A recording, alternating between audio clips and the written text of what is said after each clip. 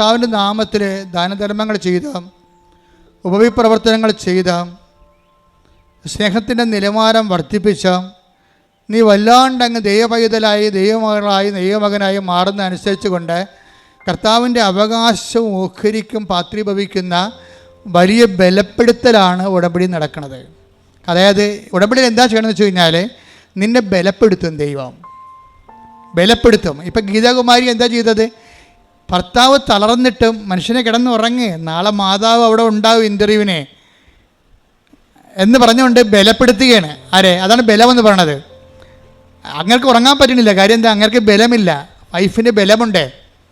എന്താ അയാൾ ചോദിക്കണേ, അതെന്താ ഉറങ്ങാത്തതെന്ന് ചോദിക്കുക. അയാൾ പറയും, ഇടി നമ്മൾ വീട് വിറ്റിട്ടല്ലേ പോകുന്നത്, അപ്പോൾ ഇനി നമ്മൾ തിരിച്ച് നാട്ടിൽ ചെല്ലുമ്പോൾ ബയോമെട്രിക്സ് അല്ലേ ഇന്ന്, ഇനി ഇൻ്റർവ്യൂ 19-ാം തീയതി അല്ലേ, അപ്പോൾ ഇനി 10 ദിവസം നമ്മൾ എവിടെ പോയി താമസിക്കും? അപ്പോൾ ഇവൾ പറയും, നമ്മൾ താമസിക്കും, നമ്മൾ പോണില്ലല്ലോ, പിന്നെ എന്തിനാണ് താമസിക്കണത്?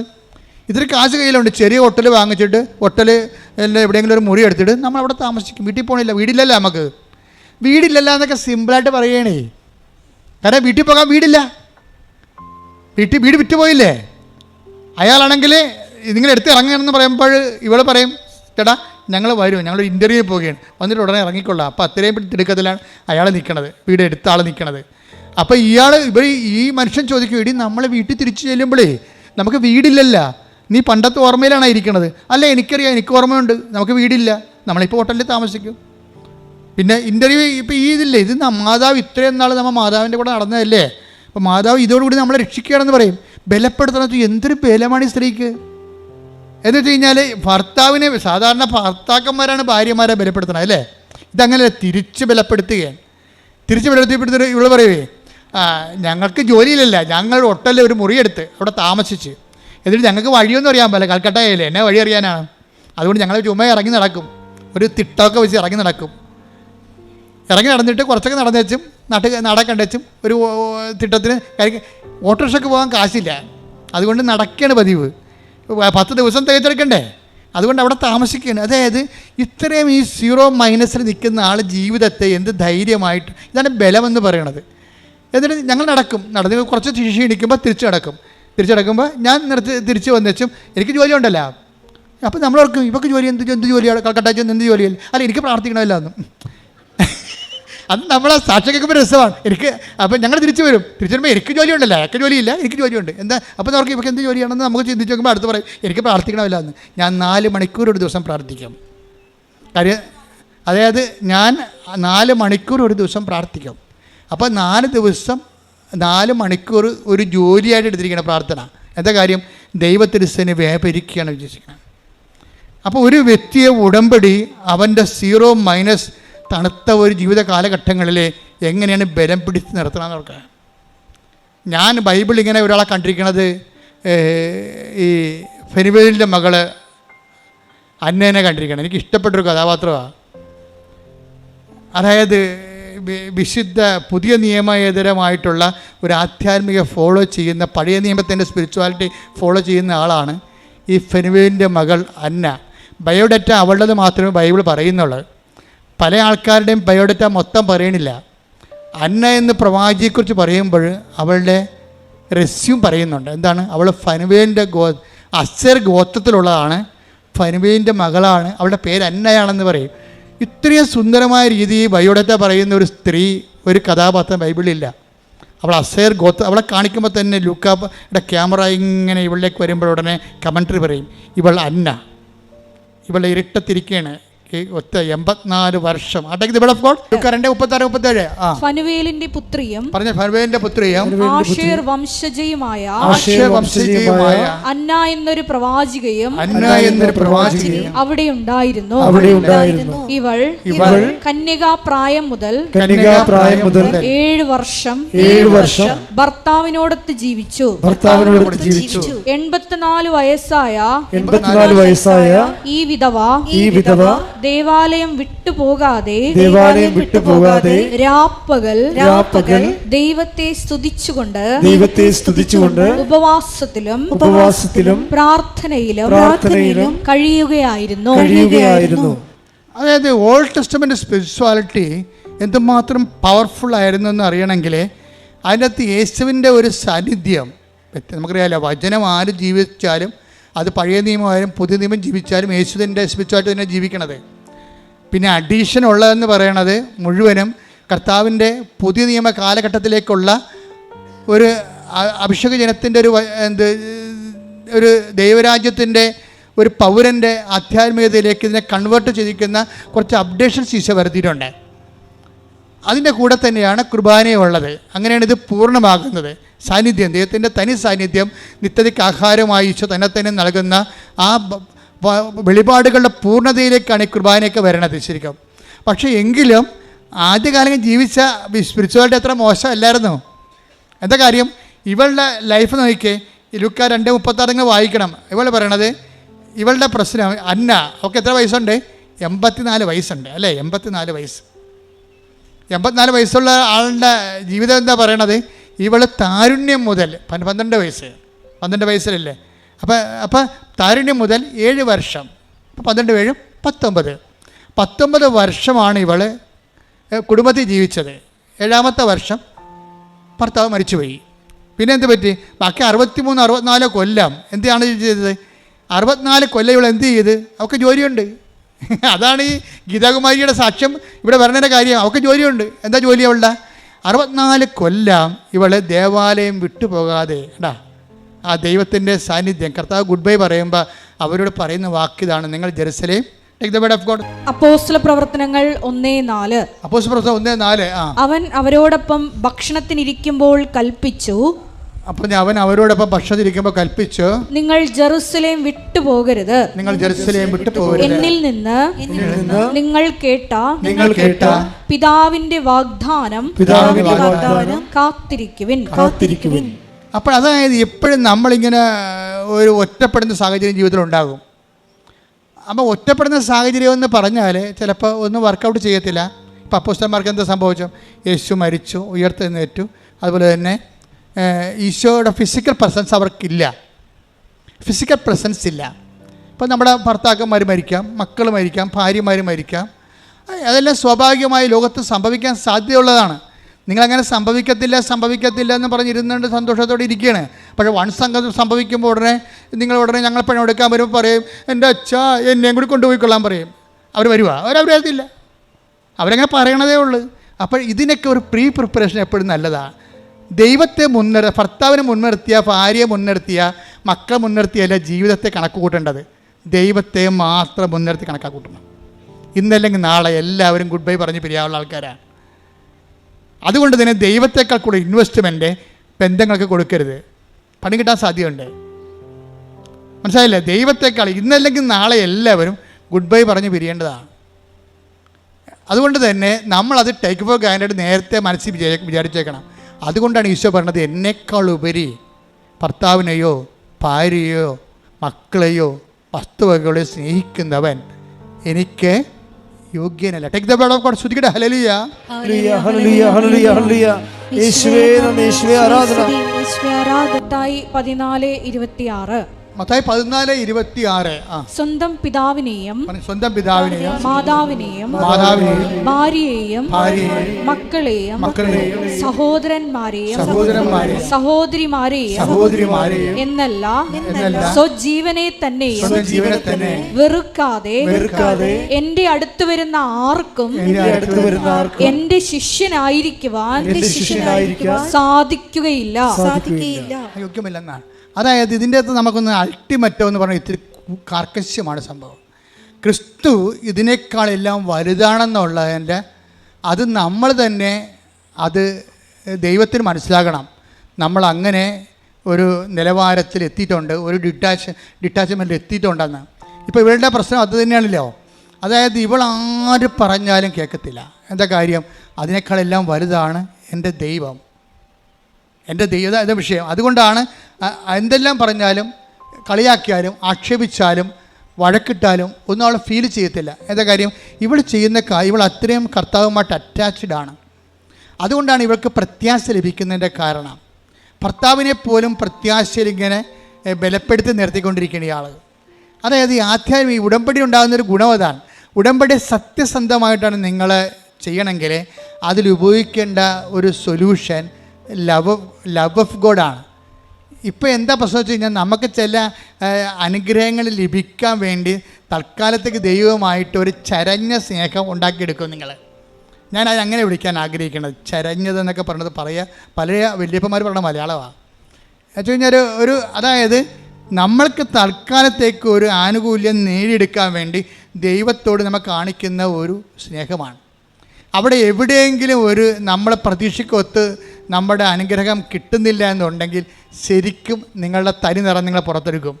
ഒന്ന് നിങ്ങളെ പ്രാർത്ഥിക്കാൻ മടിക്കും, അല്ലെങ്കിൽ കിടന്ന് ഉറങ്ങും.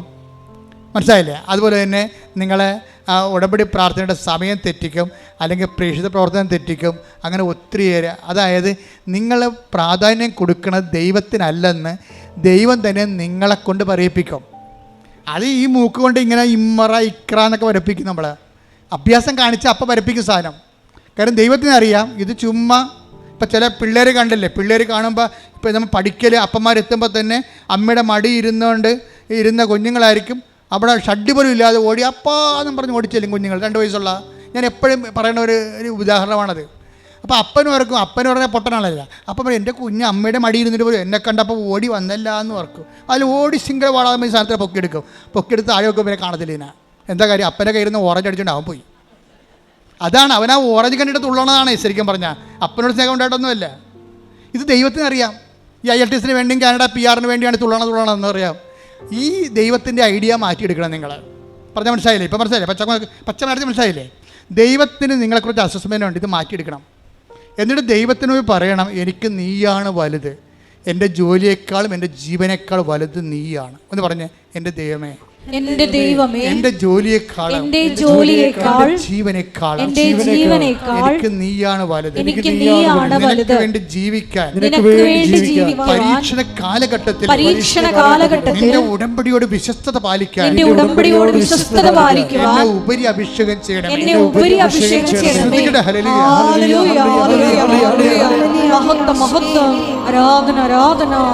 പരിശുദ്ധ പരമ ദിവ്യകാരുണ്യത്തിന്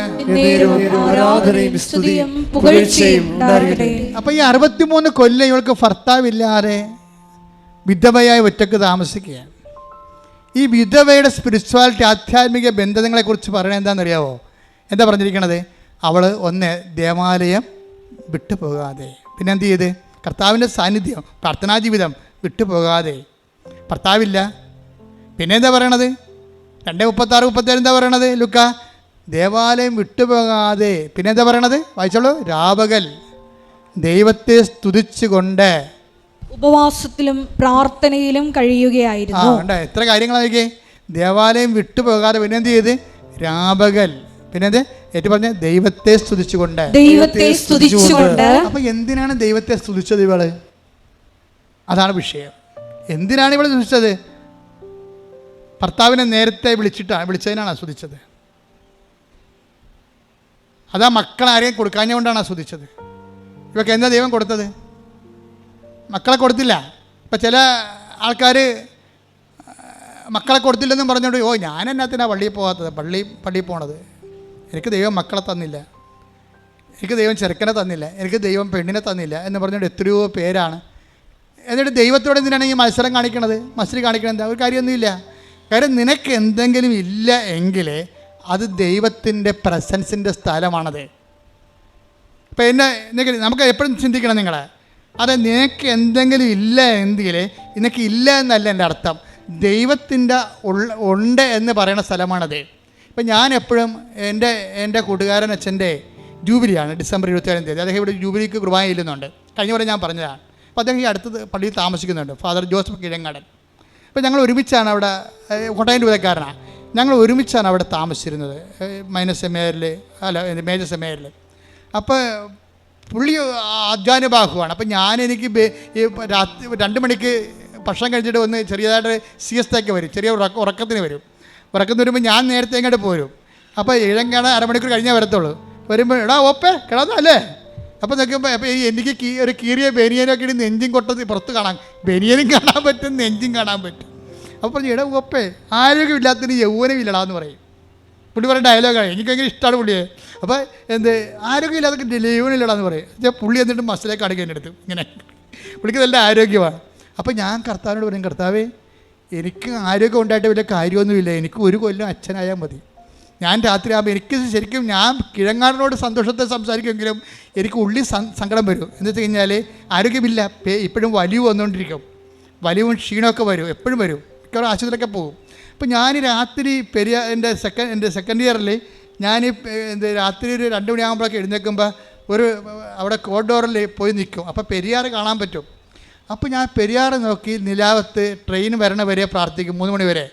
അപ്പോൾ ഞാൻ പറഞ്ഞു, കർത്താവെ കിഴങ്ങാടാൻ പറഞ്ഞിട്ടുണ്ട്, എനിക്ക് ആരോഗ്യമില്ല, യൗവനമില്ല, മിക്കവാറും ഞാൻ ചത്തുപോകുമെന്ന് പറയും. പക്ഷേ എന്നാലും കർത്താവ് എനിക്ക് 1 കൊല്ലം കുർബാന ചെല്ലണമെന്ന് പറയും. 1 കൊല്ലം കുർബാന ചെല്ലാൻ വേണ്ടി ഞാൻ എത്രയോ രാത്രികളിൽ കർത്താവുമായിട്ട് കണ്ണീരോടെ നിന്ന് പ്രാർത്ഥിച്ചിട്ടുണ്ട്. അപ്പോൾ എന്താ പറയണത്, കർത്താവ് 1 കൊല്ലം കഴിഞ്ഞ് ഇപ്പോൾ 38ാമത്തെ കൊല്ലമല്ലേ ഞാൻ നിൽക്കണത്.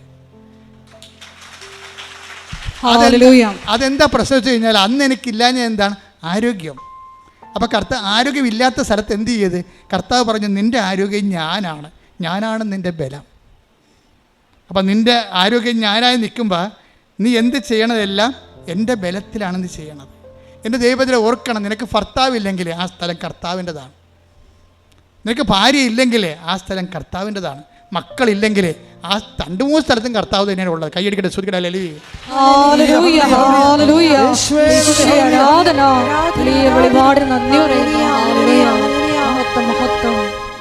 പരിശുദ്ധ പരമ ദിവ്യകാരുണ്യത്തിന്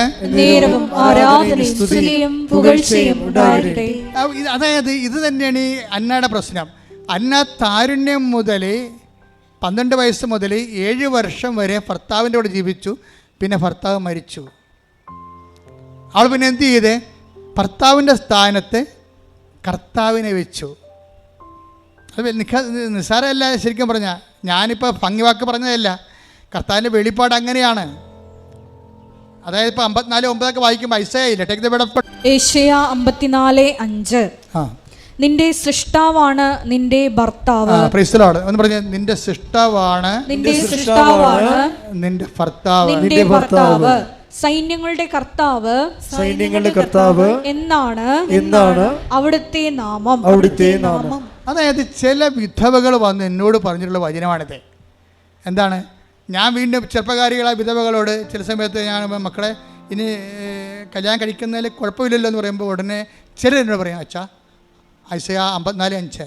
അപ്പോൾ ഞാൻ നോക്കുമ്പോൾ എന്താ പറയണത്, എൻ്റെ കർത്താവാണ് എൻ്റെ ഭർത്താവ്, ദൈവമായ കർത്താവ് എന്നാണ് അവൻ്റെ പേരെന്ന് വെച്ച് കഴിഞ്ഞാൽ ആ സ്ഥാനത്ത്, ഭർത്താവ് നഷ്ടപ്പെട്ട സ്ഥാനത്ത് കർത്താവ് അവർക്ക് ആന്തരിക അഭിഷേകം നൽകും. എന്നാൽ ഇന്നർ അനോയിൻറ്റിങ് എന്ന് പറയും. അവർക്ക് they are living as if there is A healthy husband abide വിത്ത് ദം. അവർക്ക് ജീവനുള്ള ഭർത്താവ് അവരുടെ കൂടെ ജീവിക്കുന്നതിനേക്കാൾ കൂടുതൽ അവർക്ക് ആന്തരികമായ തൃപ്തിയോടുകൂടിയാണ്, അവർക്കൊന്നും ആവശ്യമില്ലാത്തൊരവസ്ഥയിലാണ് അവർക്ക് അനുവേണ്ടിയിരിക്കണത്. ഇപ്പം കന്യാത്വം, ബ്രഹ്മചര്യം എന്നൊക്കെ പറഞ്ഞാൽ എന്താണ്, നിങ്ങളവർക്ക് അതൊരു മെക്കാനിക്കൽ പരിപാടിയൊന്നുമല്ലത്, അതിൻ്റെ അനോയിൻറ്റിങ് ആണത്. ഇപ്പം ഞങ്ങൾ സന്യസ്തരായ കന്യാസ്ത്രീമാരും ഞങ്ങളെ ബ്രഹ്മചര്യ അച്ഛന്മാരും ഉണ്ട്. എന്താ ഇത് സംഭവം, അതായത് ഈ മേഖലയെ ഒരു അഭിഷേകം തരും കർത്താവ്. ഈ അഭിഷേകം തന്നു കഴിഞ്ഞാൽ പിന്നെ ശരീരത്തിൻ്റെ ആന്തരിക അഭിവാഞ്ചകളുടെ മേലെ കർത്താവിൻ്റെ അഭിഷേകം വിജയം പ്രാപിക്കും. ആവശ്യമില്ലാത്ത ചിന്തകളോ അതുപോലെ ചിന്തകൾക്ക് അതീതമായി ദൈവത്തിൻ്റെ പ്രത്യേകമായ ഒരു പൊതിച്ചിലെ ഈ വിഷയത്തിലുണ്ടാവും. ഇത് കാത്തലിക് ചർച്ചിൻ്റെ ഒരു ഏറ്റവും വലിയ സ്പിരിച്വാലിറ്റിയുടെ സംഭവമാണിത്. ഇത് മെക്കാനിക്കലല്ല, ഇത് നമ്മൾ ട്രെയിൻഡ് അല്ല, ഒന്നുമല്ല. ഇതൊരു ഹാബിറ്റായിട്ട് നമ്മൾ ട്രെയിൻ ചെയ്ത് എടുക്കണമല്ല. അത് നമ്മൾ ദൈവതിരുസന്നിധിയിൽ ജോലി ചെയ്യുമ്പോൾ സ്വാഭാവികമായിട്ടും ആ ജോലിക്ക് പറ്റിയ ഒരു ജീവിത രീതിയും മാനസിക അവസ്ഥകളും ശാരീരികമായിട്ടുള്ള ഒരു ആന്തരികമായ അഭിഷേകവും ശക്തിയും ദൈവം തരും. ഇത് ഈ വിഷയത്തിന് മാത്രമല്ല, ക്രിസ്ത്യാനിറ്റിയുടെ മുഴുവൻ വിഷയം അഭിഷേകത്തിൽ നിലനിൽക്കുന്നതാണ്. മുഴുവൻ കാര്യങ്ങൾ എന്ത് നിനക്ക് ആബ്സെൻസ് ഉണ്ടോ അവിടെ എല്ലാം അനോയിൻറ്റിങ് ഉണ്ട്. എവിടെയല്ല, അതായത് അനോയിൻറ്റിങ് ഉണ്ടെന്ന് വെച്ചാൽ അനോയിൻറ്റിങ്ങിൻ്റെ സാധ്യതയുണ്ട്. എല്ലാത്തിൻ്റെ ആബ്സെൻസിനെ അവിടെയെല്ലാം ദൈവത്തിൻ്റെ സ്പേസാണ് അതെല്ലാം. ഇപ്പം നിൻ്റെ കുഞ്ഞ് മരിച്ചു പോയെന്ന് വിചാരിച്ചോ, ഇപ്പം എന്തുകൊണ്ടാണ് ഞാൻ ചോട്ടെ ഗീതാകുമാരിക്ക് എന്തുകൊണ്ടാണ് ഈ ടെൻഷൻ ഇല്ലാത്തത്? എന്തുകൊണ്ടാണ് രാജൻ എന്ന് പറയുന്ന അവളുടെ ഭർത്താവിന് ടെൻഷനുള്ളത്? അനോയിൻറ്റിങ്ങിൻ്റെ പ്രശ്നമാണ്. ഇത്രയും തകർന്ന് വീടും വിറ്റ് പോയിരിക്കുകയാണ്. നാട്ടിൽ ചെന്നാൽ കയറി കിടക്കാൻ വീടില്ല. പക്ഷെ അപ്പോഴും അതിൻ്റെ അഗ്നി ഇവിടെ അനുഭവിക്കണില്ല, അയാൾ അനുഭവിക്കുന്നുണ്ട്. നീ എന്തോർത്തിൻ്റെ അടി ഇങ്ങനെ കിടന്നിട്ട് തുള്ളണത്? നിനക്കത്തിൽ കൂടി പോകുന്നുണ്ട് അയാൾ പറയണത്. നിനക്ക് തലക്ക് വെളിവില്ലേ? നിനക്കത്തിൽ കൂടി പോകുന്നുണ്ട്. നമുക്ക് വീടില്ലെന്ന് നിനക്ക് അറിയാവാ, ചെന്ന് കയറി കിടക്കാൻ ഇടവില്ല, കട്ടിലില്ലെന്നറിയാം, കണ്ടവൻ്റെ കയ്യിലായപ്പോൾ അറിയാവോ എന്നൊക്കെ അപ്പം നിൽക്കേ. മാതാവ് നമുക്കൊരു കാര്യം ചെയ്താൽ മതി തീരുമാനിച്ചിട്ടുണ്ട്. അതാ പറയണത്, നിൽക്ക്. ഇങ്ങനെ ഇത്രയും കിടന്ന് വെട്ടയാളുമ്പോൾ അവർ പറഞ്ഞത് നിൽക്ക്. മാതാവ് നമുക്കൊരു കാര്യം ചെയ്യാൻ തീരുമാനിച്ചിട്ടുണ്ട്. അതാണ് ആന്തരിക ബോധ്യമെന്ന് പറയണത്. ഇത് വല്ലാത്തൊരു സംഭവമാണ്. വീടില്ല, നാട്ടിൽ തിരിച്ചു ചെല്ലുമ്പോൾ കിടക്കാനുള്ള കട്ടിൽ കണ്ടവൻ്റെ കൈ ഇരിക്കുക, അന്യാധീനപ്പെട്ടു പോയി. എന്നിട്ടും വിട്ടുകൊടുക്കാത്ത, തോൽക്കാത്ത ദൈവത്തിൻ്റെ ശക്തിയുടെ സ്വരൂപമായിട്ട് ഈ അനോയിൻ ചെയ്ത ലേഡി അങ്ങ് നിൽക്കുകയാണ്. ഉടമ്പടി എന്ന് പറയുന്നത്, ഇതിൻ്റെ റേഞ്ച് എന്ന് പറയുന്നത്, നമ്മൾ ഇത് ആരെല്ലാം പ്രവർത്തിച്ചിരിക്കുന്നത്? ഗീതാകുമാരി എന്ന് പറയുന്ന ഒരു ഫ്രഷ് ഹാൻഡ്സിലാണ് ഇത് പ്രവർത്തിച്ചിരിക്കുന്നത്. അപ്പം നമുക്ക് ഈ ഫ്രഷ് ഹാൻഡ്സൊക്കെ ഇത്രയും പെട്ടെന്ന് ദൈവത്തിൻ്റെ കൃപയും നിറയെന്ന് പറയുമ്പോൾ ഇതിൻ്റെ സത്യസന്ധത എന്തുമാത്രം ഡീപ്പാണ്. എന്നുവെച്ചാൽ കൂടെ ഉള്ളവനെ നിലയ്ക്കാൻ കർത്താവ് എന്താ പറഞ്ഞത്? അഗ്നിയിലൂടെ നടക്കത്തില്ലെന്ന് പറഞ്ഞില്ലല്ലോ. 43:2 ഐസയ ശ്രുതികട. Hallelujah hallelujah hallelujah hallelujah. യേശുവേ നന്ദി, യേശുവേ ആരാധന ആരാധന, യേശുവേ നന്ദി, മഹത്വം മഹത്വം. ഹല്ലേലൂയ. യേശയ്യ 43:2 സമുദ്രത്തിലൂടെ കടന്നു പോകുമ്പോൾ, സമുദ്രത്തിലൂടെ കണ്ണീരിലൂടെ കടന്നു പോകുമ്പോൾ ഞാൻ നിന്നോട് കൂടെ ഉണ്ടായിരിക്കും. നദികൾ കടക്കുമ്പോൾ അത് നിന്നെ മുക്കിക്കളയുകയില്ല. അഗ്നിയിലൂടെ നടന്നാലും നിനക്ക് പൊള്ളലേൽക്കുകയില്ല. ജ്വാല നിന്നെ ദഹിപ്പിക്കുകയില്ല. ഇതാണ് ആന്തരിക അഭിഷേകം എന്ന് പറയുന്നത്. അഗ്നിയിലൂടെ നടക്കാം, കടങ്ങളുണ്ടാകാം. ഇത്രയും നാളെ കിടന്നുകൊണ്ടിരുന്ന കട്ടിൽ പോലും കണ്ടവൻ്റെ പൂട്ടിൻ്റെ ഉള്ളിലായിപ്പോയി. നാട്ടിൽ ചെന്നാൽ കിടക്കാൻ ഇടയില്ല. എങ്കിലും ആ പൊള്ളൽ നീ അഗ്നിയിലൂടെ നടക്കുമ്പോഴും ജ്വാല നിന്നെ ദഹിപ്പിക്കുന്നില്ല. എന്താ കാര്യം? സാന്ത്വനത്തിൻ്റെ ശക്തി ഇവളെ ദൈവം പൊതിയാണ് ചെയ്യണത്. ഇത് നിങ്ങളിങ്ങനെ വായിക്കുമ്പോൾ അഗ്നിയിലൂടെ നടക്കും, അത് നിന്നെ വിഴുങ്ങത്തില്ല, ശബ്ദത്തിലൂടെ നടക്കും, ശബ്ദം നിന്നെ വിഴുങ്ങത്തില്ലെന്ന് പറഞ്ഞാൽ അങ്ങനെയല്ല. ഇതിനെല്ലാം കറസ്പോണ്ടിങ് അനോയിൻറ്റിങ് ഉണ്ട് ഓരോ വേടിനും. ആ വേടൊക്കെ വായിക്കുമ്പോൾ നിങ്ങളവർക്ക് ഈ വചനം വായിക്കുന്നതിൽ നിന്ന് ആർക്കും എക്സെപ്ഷൻ ഇല്ല കേട്ടോ. കുമ്പസാരിക്കാനൊക്കെ എക്സെപ്ഷനുണ്ട്, പക്ഷെ വചനം വായിക്കുന്നതിൽ ആർക്കും ഒഴിവ് കഴിവില്ല. കാര്യം എന്താണ്? വചനം വായിക്കുക വഴി, അരമണിക്കൂർ വചനം വായിക്കുക വഴി നിങ്ങളെ അഭിഷേകം നിങ്ങൾക്ക് പ്രാപിക്കാനും നിങ്ങളുടെ വിഷയം ദൈവം ടേക്കപ്പ് ചെയ്യണവരെ നിലനിന്ന് പോകാനുള്ള നിലനിൽപ്പിൻ്റെ വരമാണ് വചന വായനയുടെ ഉടമ്പടി നിങ്ങൾക്ക് നൽകണത്. സ്തുതിക്കട്ടെ. Hallelujah hallelujah hallelujah. യേശുവേ ഞങ്ങൾക്ക് വചനം വായിക്കാനുള്ള ആന്തരിക അർത്ഥങ്ങൾ വെളിപ്പെടുത്തി തരണമേ. Hallelujah hallelujah. രോഗസൗഖ്യ പ്രാർത്ഥനയ്ക്ക് കിടക്കുന്ന ജീവിത ദുരിതങ്ങൾ, ജീവിത ക്ലേശങ്ങൾക്കെതിരെയുള്ള ദൈവിക ശാസ്ത്ര പ്രാർത്ഥനയാണ് നടക്കാൻ പോകുന്നത്. ഇത്രയും നേരം കർത്താവിൻ്റെ വചനം നമ്മൾ കേൾക്കുകയായിരുന്ന സാധാരണ മനുഷ്യർ പോലും ബലം പ്രാപിക്കണം നമ്മൾ കാണുന്നുണ്ട്. സാധാരണ മനുഷ്യ ജീവിതത്തിൽ പോലും കർത്താവ് വളരെ വ്യക്തവും കൃത്യവുമായിട്ട് ഇടപെടുന്ന മഹത്തായ ഉടമ്പടിയുടെ ഭാഗമാകാൻ ദൈവം ഇടയാക്കിയതിനെ കൈയടിച്ചുകൊണ്ട് ശ്രദ്ധിക്കട്ടെ. ഉടമ്പടി എന്ന വലിയ പദ്ധതിയുടെ ഭാഗമായി ഞങ്ങളെ ഉയർത്തിയതിന് നന്ദി പറയുന്നു. കൈകൾ നെഞ്ചത്ത് വെച്ചുകൊണ്ട് വലത് കര ശിരസിൽ വെച്ചും ഇടത് കൈ ഇടത് നെഞ്ചിൽ വെച്ചുകൊണ്ടും പ്രാർത്ഥിക്കേണ്ടതാണ്. ഈ പ്രാർത്ഥനയിൽ മാതാവിൻ്റെ തിരുമുഖം ഒത്തിരി പേർ ദർശനമായിട്ട് കാണും. ഇതൊരു ദർശനത്തിൻ്റെ ഒരു സജഷൻ പറയുകയല്ല, മറിച്ച് ഞാനിപ്പോൾ ഈശോയുടെ മുഖം കേവലമായിട്ട് മാതാവിൻ്റെ മുഖം കണ്ടതുകൊണ്ട് നിങ്ങൾക്കത് കാണാൻ പോകുന്നു എന്നുള്ള സൂചന ആത്മാവിനെ വെളിപ്പെടുത്തിക്കൊണ്ട് ഞാൻ നിങ്ങളോട് പറഞ്ഞതാണ്. മൂക്കിൽ നിന്ന് ചോര വന്നുകൊണ്ടിരിക്കുന്ന വ്യക്തിയെ കർത്താവ് സൗഖ്യത്തിലേക്ക് നയിക്കുന്നുണ്ട്.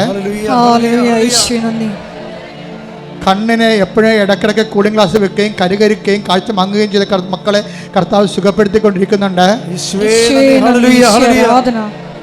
പയസ് എന്ന പേരുള്ള വ്യക്തിയെ പേര് ചൊല്ലിക്കൊണ്ട് കർത്താവ് നെഞ്ചിന്റെ ഭാരങ്ങളെ മാറ്റുന്നുണ്ട്. അതായത് മുന്തിരിക്കൊല പോലെ ശരീരത്തിൽ എവിടെയൊക്കെ ചില ഈ ഗ്രന്ഥികൾ രോഗാതുരമായിരുന്നത് കർത്താവ് തൊട്ട് സുഖപ്പെടുത്തുന്നുണ്ട്. ശ്രുതികട അണ്ടവാഹിനികളെ കർത്താവ് കാണിക്കുന്നുണ്ട്. ഒരു സ്ത്രീയാണ്, അവരുടെ അണ്ടം ഡെഡായിട്ടിരിക്കുന്നത്. അത് നിങ്ങളുടെ അസുഖം അണ്ടം ചത്തുപോണതാണ്. ആ വ്യക്തിയെ കർത്താവ് സുഖപ്പെടുത്തിക്കൊണ്ടിരിക്കുന്നത്. ശ്രുതികട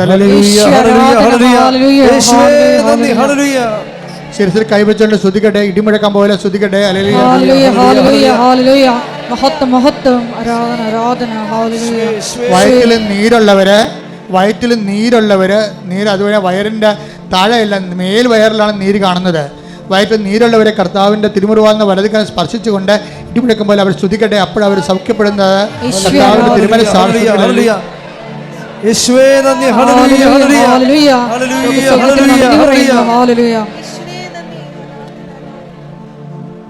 എൻ്റെ മക്കളെ, വളരെ നല്ല ഒരു സമയത്തേക്ക് കർത്താവ് ജീവനോടെ നമ്മുടെ ഇടയിൽ പ്രവർത്തിക്കുന്ന സമയമാണ്. വീണ്ടും വലത് കണ്ണ്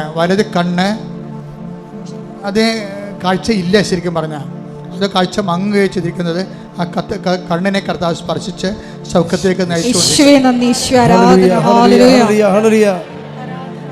കർത്താവ് നിന്റെ ഉന്നതമായ നാമത്തിന് സ്വസ്ഥം ചെയ്യുന്നു. കർത്താവ് നിന്റെ വിശുദ്ധ പൗരോഹിത്യത്തെ നീ മഹത്വപ്പെടുത്തണം. കർത്താവ് സഭയിലുള്ള സാന്നിധ്യം നീ പ്രകടമാക്കണം. 38 വർഷം ഞാൻ അർപ്പിച്ച കൃപാനയുടെ യോഗ്യതയാൽ കൃപാസ്ഥാനത്താറെ ജീവനോടെ പ്രത്യക്ഷപ്പെട്ട പരിശുദ്ധ അമ്മയുടെ മാധ്യസ്ഥതരെ ഈശ്വരൻ്റെ ഉന്നതമായ നാമത്തിൽ പ്രാർത്ഥിക്കുന്നു. ഉച്ച മുതലേ കർത്താവിൻ്റെ രക്തം പടരട്ടെ. എല്ലാ കോശങ്ങളിലും കർത്താവിൻ്റെ രക്തം പടരട്ടെ. എല്ലാ ഗ്രന്ഥികളിലും കർത്താവിൻ്റെ രക്തം പടരട്ടെ. തൈറോയ്ഡ് ഗ്രന്ഥികളിലെ കർത്താവിൻ്റെ രക്തം പടരട്ടെ. അഡ്രിനൽ ഗ്രന്ഥികളിലെ കർത്താവിൻ്റെ രക്തം പടരട്ടെ. പീയൂഷ ഗ്രന്ഥികളിലെ കർത്താവിൻ്റെ രക്തം പടരട്ടെ. എല്ലാ രോഗോത്തരമായ ക്യാൻസർ കോശങ്ങളിൽ കർത്താവിൻ്റെ രക്തം പടരട്ടെ. മരവിച്ച കാലുകളിലെ പേശികളിൽ ഞരമ്പുകളിൽ കർത്താവിൻ്റെ രക്തം പടരട്ടെ. ഇടിമുഴക്കം പോയ കർത്താവിന് ശക്തി ഒഴുകട്ടെ. ഉച്ച മുതൽ ഉള്ളംകാലം വരെ കർത്താവിൻ്റെ ഉന്നതമായ നാമത്തിൽ നീ പൂർണ്ണമായ സൗഖ്യം പ്രാപിക്കട്ടെ.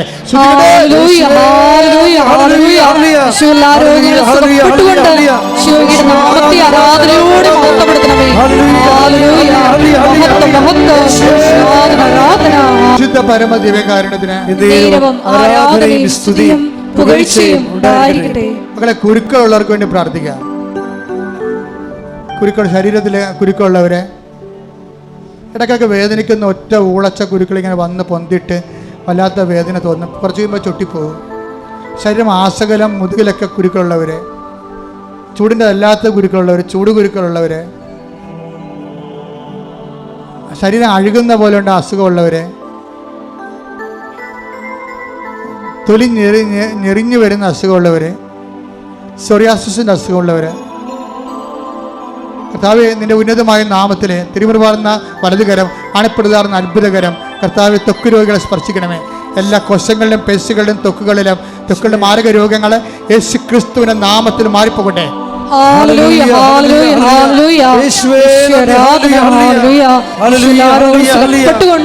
ശുദ്ധ പരമ ദിവ്യകാരുണ്യത്തിന്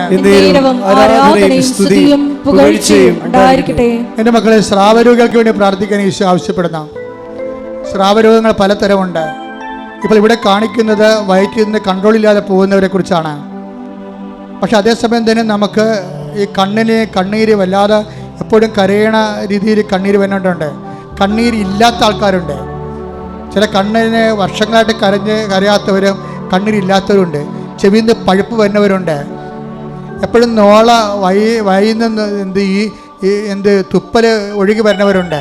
കൺട്രോളില്ലാതെ ഇങ്ങനെ വെള്ളം ശരീരത്തിൻ്റെ ഭാഗങ്ങളിൽ നിന്ന് വരുന്നവരുണ്ട്. ശരീരത്തിന് അറ്റവും അറുതിയില്ലാത്ത വേർത്ത് പോകുന്ന ശരീരമുണ്ട്. എപ്പോഴും വേർത്തോണ്ടിരിക്കുന്നവരുണ്ട്. വേർപ്പ് ഗ്രന്ഥികളില്ലാത്തവരുണ്ട്. കർത്താവിന്റെ നാമത്തിൽ ഇടിമുഴക്കം പോലെ ശ്രദ്ധിക്കട്ടെ. കർത്താവിന്റെ ഉന്നതമായ നാമത്തിലെ സഭയുടെ അധികാരത്തിലെ അടയാളത്തിൽ എല്ലാ ഗ്രന്ഥികളുടെയും എൻഡോക്കളെയും ഗ്രന്ഥികളെ ക്രിസ്തുവിന്റെ നാമത്തിൽ സൗഖ്യം പ്രാപിക്കട്ടെ.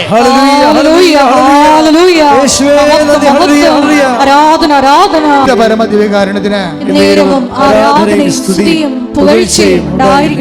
എന്റെ മക്കളെ, എപ്പോഴും ജലദോഷം വരുന്നവരെ, ക്ലൈമറ്റ് മാറിക്കഴിഞ്ഞാൽ മൂക്ക് അടഞ്ഞു പോകുന്നവർ, തൊണ്ട എപ്പോഴും ഇറിറ്റേഷൻ ഉണ്ടാകുന്നവർ, കാര്യം സമർപ്പിച്ചുകൊണ്ട് പ്രാർത്ഥിക്കാം. മാംസം വളരുന്നവർ, നമ്മൾ നേരത്തെ പ്രാർത്ഥിച്ചപ്പോഴേ വയറ്റിൽ മുഴയുള്ളവരെ കർത്താവ് കാണിച്ചു തന്നായിരുന്നു, പറയാൻ മറന്നു പോയതാണ്. ആ വ്യക്തികളെ ഇപ്പോൾ സംബന്ധിച്ച് പ്രാർത്ഥിക്കുന്നു. എന്തോ രോഗത്തിന് വേണ്ടി വെള്ളപ്പൊടി ടീസ്പൂണിൽ എപ്പോഴും ഉപയോഗിക്കുന്ന വ്യക്തിയുണ്ട്. ആ വ്യക്തിയെ രോഗങ്ങളെ ഇനി പൊടി ഉപയോഗിക്കേണ്ട ആവശ്യമില്ല എന്ന് പറഞ്ഞുകൊണ്ട് കർത്താവ് അവളെ സുഖപ്പെടുത്തിക്കൊണ്ടിരിക്കുന്ന